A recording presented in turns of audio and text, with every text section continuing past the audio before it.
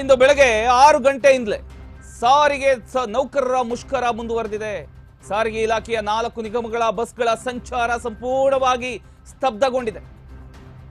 ಕಾರಣ ವೇತನ ಹಿಂಬಾಕಿ, ಸಂಬಳ ಹೆಚ್ಚಳ ಸೇರಿ ಹಲವು ಬೇಡಿಕೆಗಳನ್ನ ಈಡೇರಿಸಬೇಕು ಅಂತ ಒತ್ತಾಯಿಸಿ ಈ ರೀತಿಯ ಒಂದು ಮುಷ್ಕರಕ್ಕೆ ಕೈ ಹಾಕಿದ್ದಾರೆ. ಬರೋಬ್ಬರಿ 1800 ಕೋಟಿ ಹಿಂಬಾಕಿ, ಕೋಟ್ಯಾಂತರ ರೂಪಾಯಿ PF ಬಾಕಿ ಹಾಗೂ ವೇತನ ಹೆಚ್ಚಳ ಸೇರಿ 16 ಬೇಡಿಕೆಗಳನ್ನ ಈಡೇರಿಸಬೇಕು ಅಂತ ಆಗ್ರಹಿಸ್ತಾ ಇದ್ದಾರೆ.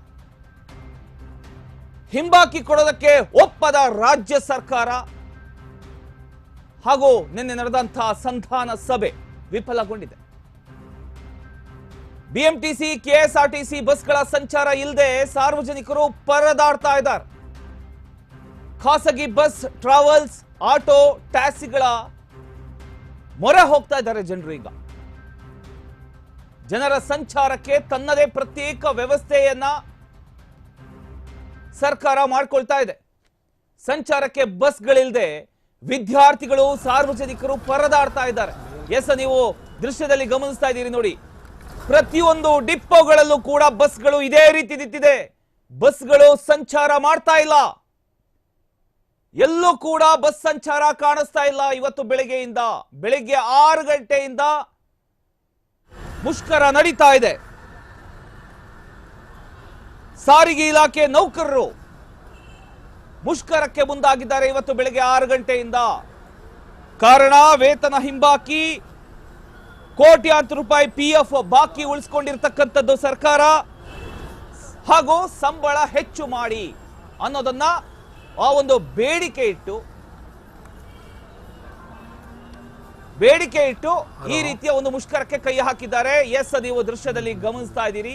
ಒಂದ್ ಕಡೆ ಮೆಜೆಸ್ಟಿಕ್ ಬಸ್ ಸ್ಟ್ಯಾಂಡ್ ಅಲ್ಲಿ ಇರ್ತಕ್ಕಂಥ ಪ್ರತಿಯೊಂದು ಬಸ್ಗಳು ಅಲ್ಲೇ ನಿಂತಿದೆ. ಡಿಪ್ಪೋದಲ್ಲಿ ಇರ್ತಕ್ಕಂಥ ಬಸ್ಗಳು ಅಲ್ಲೇ ನಿಂತಿದೆ. ಯಾವುದೇ ಕಾರಣಕ್ಕೂ ಇವತ್ತು ಯಾವುದೇ ಬಸ್ಗಳು, KSRTC ಆಗಿರ್ಬೋದು, BMTC ಬಸ್ಗಳಾಗಿರ್ಬೋದು, ಯಾವುದೇ ಬಸ್ಗಳು ಹೊರಗಡೆ ಬರ್ತಾ ಇಲ್ಲ. ಕಾರಣ ಸಾರಿಗೆ ಇಲಾಖೆ ನೌಕರರು KSRTC ಹಾಗೂ BMTC ಬಸ್ಗಳು ಹೊರಗಡೆ ಬರ್ತಾ ಇಲ್ಲ. ಕಾರಣ ಸಾರಿಗೆ ಇಲಾಖೆ ನೌಕರರು ಒಂದು ಮುಷ್ಕರಕ್ಕೆ ಮುಂದಾಗಿದ್ದಾರೆ. ನೀವು ದೃಶ್ಯದಲ್ಲಿ ಗಮನಿಸ್ತಾ ಇದ್ದೀರಿ. 4 ನಿಗಮಗಳ ಬಸ್ಗಳ ಸಂಚಾರ ಸಂಪೂರ್ಣವಾಗಿ ಸ್ತಬ್ಧಗೊಂಡಿದೆ. ಎಲ್ಲರೂ ಕೂಡ ಖಾಸಗಿ ಬಸ್ಗಳು ಹಾಗೂ ಆಟೋ, ಕ್ಯಾಬ್ಗಳ ಮೊರೆ ಹೋಗ್ತಾ ಇದ್ದಾರೆ. ಈಗ ಸರ್ಕಾರಕ್ಕೆ ಏನು ಮಾಡಬೇಕು ಅನ್ನೋದು ಗೊತ್ತಾಗ್ತಾ ಇಲ್ಲ. ಈಗ ಯಾಕೆಂತ ಹೇಳಿದ್ರೆ ಎಲ್ಲಾ ನೌಕರರು ಮುಷ್ಕರಕ್ಕೆ ಕೂತಿದ್ದಾರೆ, ಪ್ರತಿಭಟನೆಗೆ ಇಳಿದಿದ್ದಾರೆ.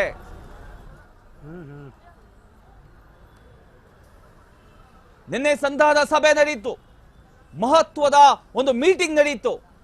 ಆ ಮೀಟಿಂಗ್ ಅಲ್ಲಿ ಯಾವುದು ಪ್ರಯೋಜನ ಆಗ್ಲಿಲ್ಲ, ವಿಫಲ ಆಯಿತು ಆ ಒಂದು ಸಂಧಾನ ಸಭೆ.